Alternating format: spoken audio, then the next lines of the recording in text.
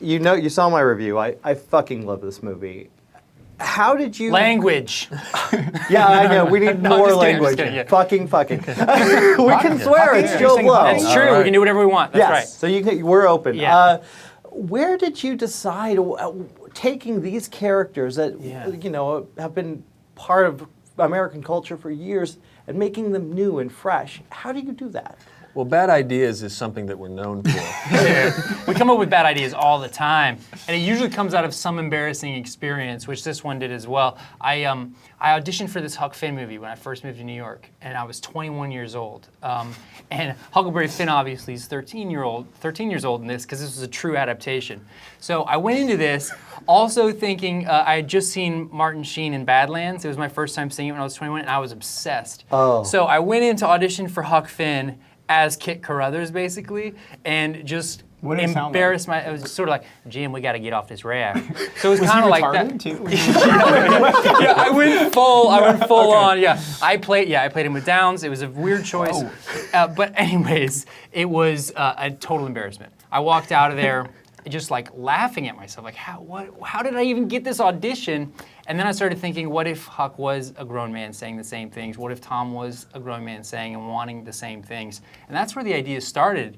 And it just kind of gestated through the years, and then we eventually wrote it. How did you guys go about finding the way to tell the story? Because this is such a unique looking film. It's so beautiful to look at. It's just amazing. How did you find the balance working together? It was a hard road, because these books are precious and they're just full of great stuff. And so the first and most daunting challenge was figuring out, what do we leave out? Yeah. Like, what is it that we're going to keep? But also, part of what was shaping the answer to that question of what do we leave out is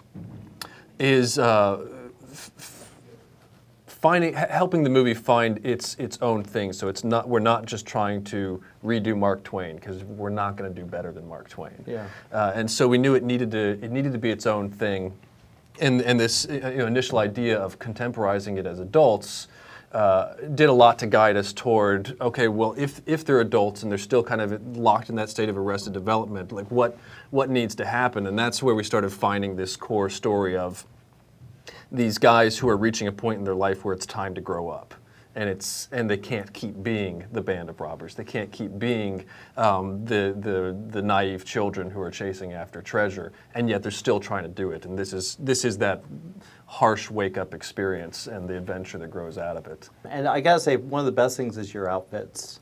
Were these yours? His answer touched the nerve. No, I have seen my eye. No. He's got something in his eye. He cries at every interview. It's such a special interview. I'm gonna cry now. This is gonna be a sob story. Yeah, the costumes. These guys came up with some really brilliant ways to showcase my legs in the movie, which I've always been looking forward to doing. Is that part of the script when you're looking for a script? Oh yeah. That was one of the first things they told me, though. I remember you were wearing a red headband and American flag shorts. That was 3 years ago. The costumes. There was no script then. I was like, I got an idea. Shorts, your legs. Yeah. The costumes were very much a part of this Arrested Development idea that we had behind it. We wanted it to feel like this is what they were wearing when they were 12 years old. Like, they never quite grew past that, and so they needed the brace, Adam's brace. Yeah. They needed to look like they hadn't grown up, the brace and things like that too. We wanted these to kind of give a backstory without us having to... It looks like Johnny's wife dressed him, like his mom dressed him. He looks exactly. like she made him wear those khakis. Yeah, exactly. Well, even you, when you first appear with the cop uniform, you look Playing like a little kid like a playing kid in a dress up. Yeah. I lost 40 pounds for the movie, so the outfit would be too big. From his crotch. I had a lot of crotch dick. weight. Can you say dick on the internet? Yeah, you can on say JoBlo, you penis. can. Yes. Yes. Can you really? Absolutely. Yeah. Dick me an answer. I just dick it up. Seriously, dick me an answer. Could you dick an answer right now? I want to get over the crying. dick an I feel like I blew it by crying earlier. So We're crying about the dicking spirits. answers. Yeah.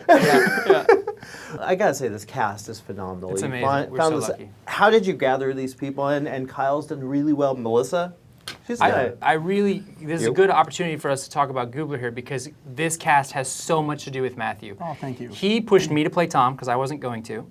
He pushed me to play Tom. I'm so. That's the only good thing I've ever done in the entertainment world is encourage him to play Tom. He's. I disagree with that, but Oh, thank you. It's a good choice. Thank you Yeah. so much. Thank you. He brought us Kyle Gallner, who auditioned for the movie. He got us Beth Grant. He talked her into playing the Widow Douglas. I almost ruined that though. Thank you for not mentioning what I did almost by mistakenly saying the wrong part. he told her the Yeah, wrong but it's all part. good. It worked out. Yeah, he told her she was going to play Becky Thatcher. I Like, oh, think Gubler. that should be a great Thatcher, but Harold Maude, he got I us don't know. Cooper Huckabee, who plays Muff Potter. I've had He the good keeps these people in his house. they all live in my basement, and I feed them sporadically. Yeah, and then he brings them and says, "Give me in my friend's movie." Yeah, be in indie films. No, everyone was dying to work with these guys, and I felt very lucky to get to to encourage that because I feel like the three of us share a sensibility, and I knew them prior to the film, and have always just dreamed of working with people like this. Well, I also like the aesthetic of this. It feels so fresh, and I hate to compare it to early work, but this almost feels like your guys' Bottle Rocket in a lot of thank you. ways, and it's something really special. But it just seemed. How are you? I thought you said Rocket Man. What? Bottle Rocket. Remember Rocket Man? No, I remember that's the other Rocketeer. one. Rocketeer! Oh, I blew that You joke. made up a movie that this reminded you of. This reminds me of Rocket Man. The movie I drew about. guarantee there's a movie called Rocket Man somewhere. Okay, I thought you meant that. I saw Rocketeer at my grandfather's Funeral. at my grandfather's funeral. He asked for it. I don't know why, but you know what? It was a good send-off.